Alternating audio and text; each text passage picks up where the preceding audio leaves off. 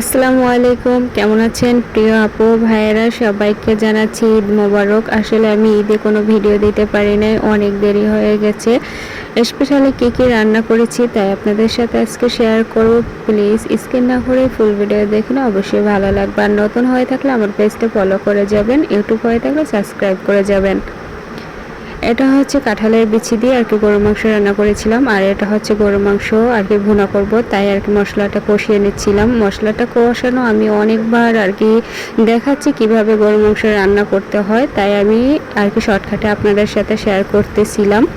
আসলে অনেক কিছু রান্না করেছি, তাই আর কি একটু একটু শেয়ার করেছি। বলতে ভিডিও করা তো একা একা সব কিছু কষ্টকর হয়ে যায়, এজন্য আমি শর্টকাটে দেখাচ্ছিলাম।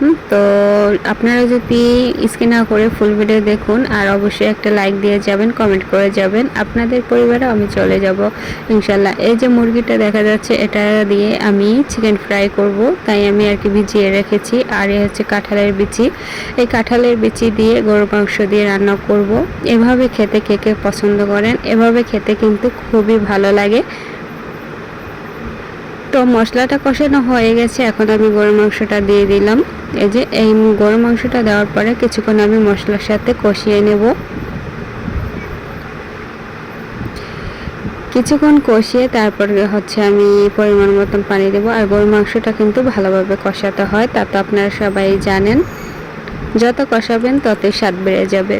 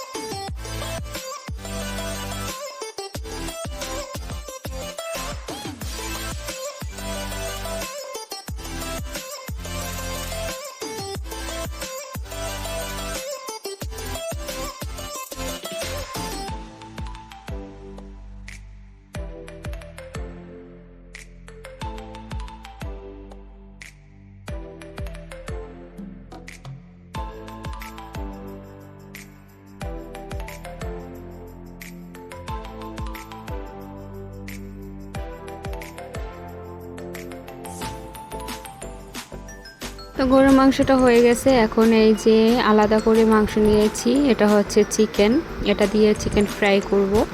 আর এই যে একটা মশলা দিয়ে আর কি তেলের ভিতরে কষাচ্ছি, এটা দিয়ে আর কি বিরিয়ানি রান্না করব গরুর গোশত দিয়ে। এই যে গরুর গোশত দেখা যাচ্ছে, এটা দিয়ে আর কি বিরিয়ানি রান্না করব আমি। কে কে বিরিয়ানি খেতে পছন্দ করেন অবশ্যই কমেন্ট করবেন। আর এই যে চাল ঢেকে রেখেছি, এখন এই যে মশলা আর কি রেখেছি, আর এটা মাংসটা কষিয়ে কিছুক্ষণ তারপর আমি চাল ভেজে দেব উপরে। কিছুক্ষণ এভাবে আমি এটা কষাবো সব মশলা দিয়ে। আর এটার ভিতরে তো অনেক কিছু দেওয়া লাগে, তা তো আপনারা জানেন, তাই আমি এক এক করে আর কি দিয়ে দিচ্ছি। আপনাদেরকে দেখাইনি কারণ অনেক কিছু করছিলাম, এই জন্য সময় পাইনি। সময়ের কারণে আমি অনেক তাড়াহুড়ো করছিলাম রান্নাবান্না, এই জন্য সব কিছু আর কি শর্টকাটে দেখাচ্ছি। এখানে অনেক কিছু বলতে দিয়েছি, বাদাম বাটা, তারপর হচ্ছে দুধ, দারচিনি, এলাচ, আর হচ্ছে অনেক পদের মশলা, তারপরে হচ্ছে তেহারি মশলা। এখানে হচ্ছে বাদাম বাটা, জিরা বাটা, আদা বাটা, এগুলো আবার আমি দেখাচ্ছিলাম কিন্তু এগুলো দিয়ে দিয়েছি। আর এখানে হচ্ছে পেঁয়াজ রসুনের পেস্ট, এটা ফ্রিজে ছিল, আর এই যে ফ্রিজে ওটা আমি বেটে নিয়েছি। এগুলো দিয়ে আর কি তেহারি রান্না করা হচ্ছে। এগুলো রান্না করলে কিন্তু অনেক ভালো লাগে।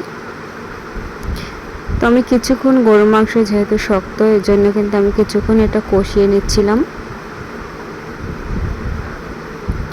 আমি হালকা একটু আর কি হলুদ দিয়েছিলাম, কারণ হচ্ছে একটু কালার হলে কিন্তু খেতে ভালো লাগে, দেখতে ভালো লাগে। আর পেস্টে ব্রাউন কালার করে নিচ্ছি, কারণ হচ্ছে চালটা ভেজে নিতে হবে।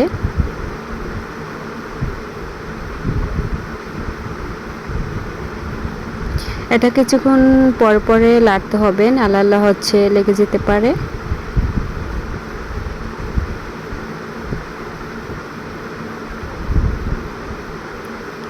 চালটা ভাজার জন্য আমি আর কি চুলার উপরে একটা প্যান বসিয়ে পেস্টটা ব্রাউন কালার করে নিচ্ছি।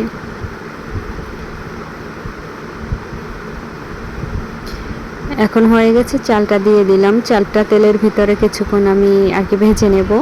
যখন একটা ফ্লেভার আসবে তখন মনে করব যে হয়ে গেছে চালটা ভাজা, তখন আমি আর কি বিরিয়ানির ভিতরে দিয়ে দেব।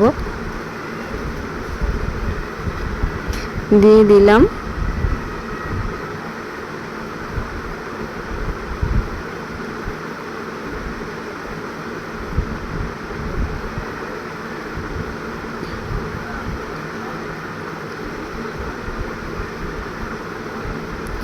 কিছুক্ষণ আমি এভাবে ভেজে তারপর হচ্ছে পরিমাণ মতন আর কি পানি দিয়ে দিলাম। বেশি পানি দিলে হচ্ছে ফেটা ফেটা হয়ে যাবে, যে যেভাবে খান ওইভাবে পানি দিবেন।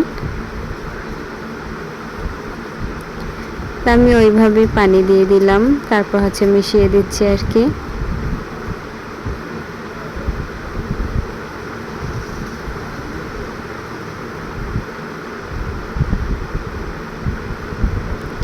এই যে একদম কিন্তু ঝুরঝুরে হয়ে গেছে, আমি আর কি দেখাচ্ছি, আর ঝুরঝুরেও কিন্তু হয়ে গেছে। তো আজকের মতো বিদায় নিচ্ছি। সবাই ভালো থাকবেন, সুস্থ থাকবেন, আমার জন্য দোয়া করবেন। আর নিত্য নতুন ভিডিও দেখার জন্য চ্যানেলটা সাবস্ক্রাইব করে পাশে থাকবেন। ফেসবুক পেজে হলে ফলো করে থাকবেন।